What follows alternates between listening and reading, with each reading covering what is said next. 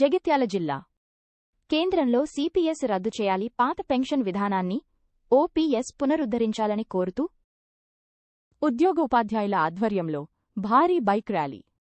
రాష్ట్ర contributory pension scheme CPS employees union ఆధ్వర్యంలో రాష్ట్రంలోని 33 జిల్లాలు 119 నియోజకవర్గాల్లో సిపిఎస్ రద్దు మరియు పాత పెన్షన్ పునరుద్ధరణే ధ్యేయంగా నిర్వహిస్తున్న జనజాగరణ యాత్ర జగిత్యాల జిల్లా కేంద్రానికి చేరుకుంది.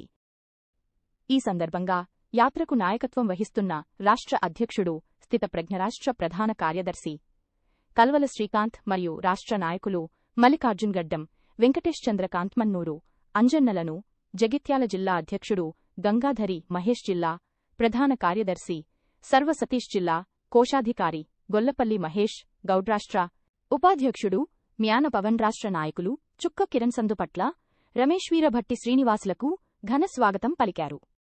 అనంతరం జగిత్యాల పట్టణంలోని ఓల్డ్ హైస్కూల్ నుండి ఎమ్మెల్యే క్యాంప్ కార్యాలయం వరకు భారీ బైక్ ర్యాలీ నిర్వహించారు.